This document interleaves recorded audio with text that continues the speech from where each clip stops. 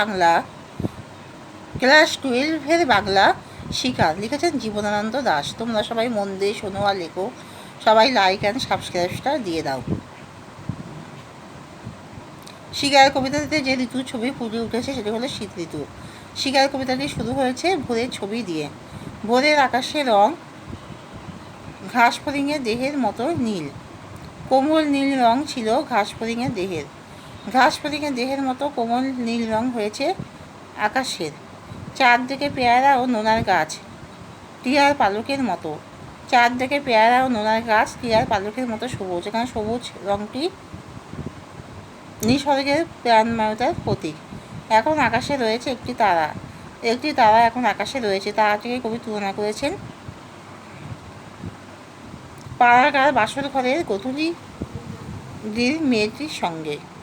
শিকার কবিতায় পাড়াগার বাসর ঘরের মেয়েটিকে কবি মনে করেছেন গোধূলি মোদির। হাজার হাজার বছর আগে মুক্তা রেখেছিল সে হলো মিশরের মানুষই। মিশরের মানবী তার বুকের মুক্তা আমার নীল মদের গিলাসে রেখেছিল হাজার হাজার বছর আগে এক রাতে। হিমের রাতে শরীর রাখবার জন্য আগুন জ্বালিয়েছিল দেশওয়ালিরা। সারা রাত মাঠে যে আগুন জ্বলেছিল তার রং মোরগ ফুলের মতো। সারা রাত মাঠে আগুন জ্বলেছে। কারা আগুন জ্বেলেছে? দেশওয়ালিরা।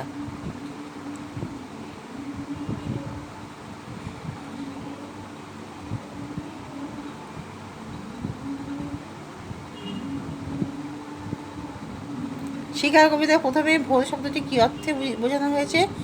আলোকিত আকাশ, অরণ্য, নিসর্গের সৌন্দর্যে জাগরণের ইঙ্গিতকে ফুটিয়ে তোলা হয়েছে। ভোরবেলা আকাশ এবং গাছপালা থেকে শিকার কবিতায় কবি কী মনে হয়েছিল? আকাশের রং ঘাসফড়িংয়ের দেহের মতো কোমল নীল। ভোরবেলা আকাশের রং ঘাসফড়িংয়ের দেহের মতো কোমল নীল এবং পেয়ারা, নোনা প্রভৃতি চারপাশে গাছের রং টিয়ার পালকের মতো সবুজ। আকাশের সঙ্গে ঘাসফড়িংয়ের দেহ কিংবা টিয়ার পালকের সঙ্গে গাছের রঙের তুলনা কবি করেছেন কেন? কবি জীবনানন্দ দাশ নৈসর্গিক সৌন্দর্যের প্রাণময়তা এবং গভীরতাকে ফুটিয়ে তুলতে আকাশের সঙ্গে ঘাসফড়িংয়ের দেহের কোমল নীল আর গাছপালার সঙ্গে টিয়ার পালকের সবুজ রঙের তুলনা করেছেন। একটি তারা তখন আকাশে রয়েছে। কোন সময়ের কথা বলা হয়েছে? পাঠ্য শিকার কবিতায় কবি জীবনানন্দ দাশ ভোরের আকাশে ফুটে থাকা একটিমাত্র তারার কথা বলেছেন। সবচেয়ে গোধূলির মেয়েটির মতো কবি কার সঙ্গে তুলনা করেছেন?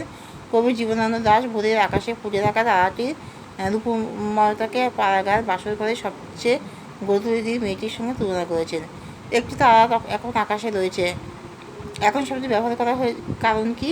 এই কথা ফুটিয়ে তুলতে যে ভোরের আকাশ ক্রমশ আলোকিত হয়ে ওঠার কারণে কেবল একটি তারাই ফুটে উঠেছে। একটি তারা এখন আকাশে রয়েছে। তারাটিকে কবি কিসের সঙ্গে তুলনা করেছেন? কবি জীবনানন্দ দাশ ভোরের আকাশে জেগে থাকা একটিমাত্র তারার সৌন্দর্যকে পাড়াগার বাসর ঘরে গোধূলির মেয়েটি কিংবা হাজার হাজার বছর আগে মিশরীয় মানবীর বুকের মুক্তার সঙ্গে তুলনা করেছেন। টিয়ার পালকের মতো সবুজ। কিসের সঙ্গে এমন তুলনা? শিকার কবিতা কবি জীবনানন্দ দাশের ভোরবেলায় পেয়ারা আর নোনা গাছ থেকে টিয়ার পালকের মতো সবুজ বলে মনে হয়। শিকার কবিতায় ঘাসফড়িংয়ের দেহের মতো কোমল নীল কী ছিল? কবি জীবনানন্দ দাশের শিকার কবিতায় ভোরবেলার আকাশ ছিল ঘাসফড়িংয়ের দেহের মতো কোমল নীল।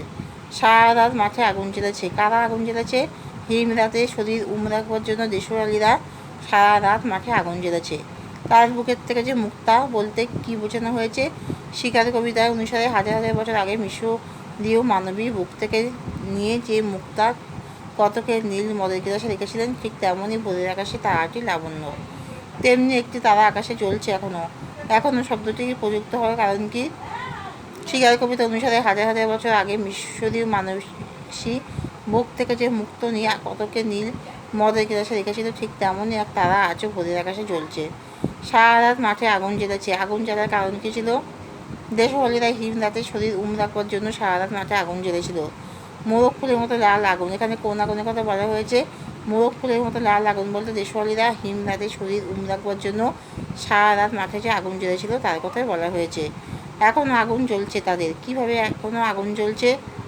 দেশওয়ালিরা শরীর রাখবার জন্য শুকনো অসত্য পাতা দুমড়ে যে আগুন জ্বেলেছিল তার ভোরের আলোয় রোগা শালিকের বিবর্ণ ইচ্ছার মতো এখনও জ্বলছে। লাল আগুনটি কেমন ছিল? রাতে দেশওয়ালিদের জ্বালানো মাঠের আগুন ছিল মোরগ ফুলের মতো লাল। এখন আগুন জ্বলছে কেন? অসত্য পাতা পুড়ে ছাই না হওয়ায় দেশওয়ালিদের রাতে জ্বালানো আগুন ভোরবেলাতেও জ্বলছে। তার রং কুকুমের মতোই নেই। আর এখানে তার বলতে কিসের কথা বলা হয়েছে? এখানে তার বলতে দেশওয়ালিদের সাধারণ মাঠে জ্বালানো আগুনের কথাই বলা হয়েছে। তার রং কুকুমের মতো নেই। আর তার রং আর কুকুমের মতো নেই কেন? ভোরবেলায় সূর্যের আলো উজ্জ্বলতার কারণে দেশওয়ালিদের জ্বালানো আগুনের রং আর কুকুমের মতো নেই। তার রং কুকুমের মতো নেই। আর এখন তার রং কেমন হয়েছে? দেশওয়ালিদের জ্বালানো মাঠের আগুনের রং ভোরের সূর্যালোকে রোগা শালিকের হৃদয়ের বিবর্ণ ইচ্ছার মতোই হয়ে গেছে রোগা শালিকের হৃদয়ের বিবর্ণ ইচ্ছার মতো। কোন প্রসঙ্গে কেমন উক্তি? হিম রাতে শরীর উমরা পর্যন্ত দেশওয়ালিরা মাঠে যে আগুন জ্বালিয়েছিল, ভোরের সূর্যালোকে তার রং রোগা শালিকের হৃদয়ের বিবর্ণ ইচ্ছার মতোই হয়ে গেছে। ময়ূরের সবুজ নীল ডানার মতো ঝিলমিল করছে। কখন এমন ঘটেছিল? চারদিকের বন ও আকাশ সকালের আলোয় টলমলে শিশিরে ময়ূরের সবুজ নীল ডানার মতো ঝিলমিল করছিল। হাত থেকে নিজেকে বাঁচিয়ে কে কার হাত থেকে নিজেকে সারা রাত বাঁচিয়েছিল? শিকার কবিতা সারা রাত চিতাবাঘিনীর হাত সুন্দর বাদাবি হরিণ চিতাবাঘিনীর হাত থেকে সুন্দর বাদাবি হরিণ নিজেকে বাঁচিয়েছিল। নক্ষত্রহীন মেহগনির মতো অন্ধকার কোথায় নেমে এসেছিল? শিকার কবিতা অনুসারে সুন্দরী আর অর্জুনের বনে যেখানে বাদামি হরিণটি ঘুরে বেড়িয়েছিল, সেখানে নক্ষত্রহীন মেহগনির মতো অন্ধকার নেমে এসেছিল। রাতের অন্ধকারকে মেহগনির সঙ্গে তুলনা করার কারণ কি? মেহগনি কালচে পিতবর্ণের মূল্যবান কাঠ। রাতের অন্ধকারে গভীরতা বোঝানোর জন্য কবি জীবনানন্দ দাশ এখানে মেহগনির উপমা ব্যবহার করেছেন। মেহগনির মতো অন্ধকারে সুন্দরী বনে কী ঘটেছিল? বাদামি হরিণটি মেহগনির মতো গাঢ় নিকষ অন্ধকারে ঘুরে ঘুরে ভোরের আলোর অপেক্ষা করছিল। সুন্দর বাদামি হরিণ চিতাবাঘের হাত থেকে বাঁচাতে কোন বনে ঘুরেছিল? অর্জুনের বনে ঘুরেছিল। এই ভোরের জন্য অপেক্ষা করছিল। কে কোন ভোরের জন্য অপেক্ষা করছিল? জীবনানন্দ দাশের শিকার কবিতায় সুন্দর বাদামি হরিণটি বিপদমুক্ত এক অনাবিল উজ্জ্বল ভোরের জন্য অপেক্ষা করছিল। এই ভোরের জন্য অপেক্ষা করছিল কেন? জীবনানন্দ দাশের শিকার কবিতায় বাদামি হরিণটি চিতাবাঘের হাত থেকে বাঁচতে অন্ধকার বনে ঘুরে সূর্যটাকে কষ্টতা এবং আশ্চর্যতা খোঁজে ভোরের আলোর জন্য অপেক্ষা করছিল।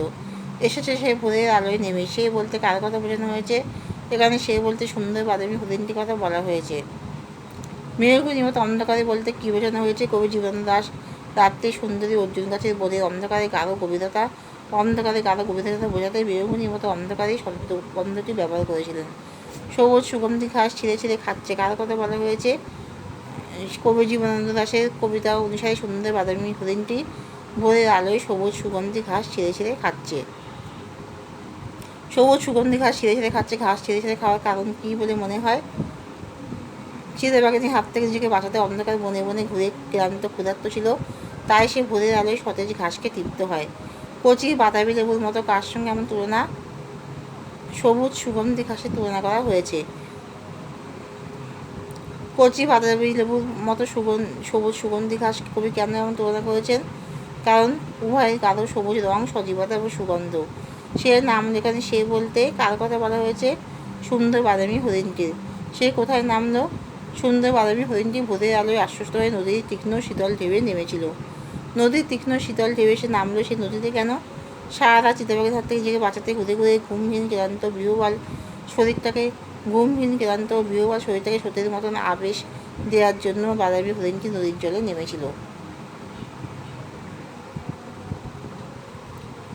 নদীর জল মচকা ফুলের পাপড়ির মতো লাল হয়ে উঠেছিল কেন?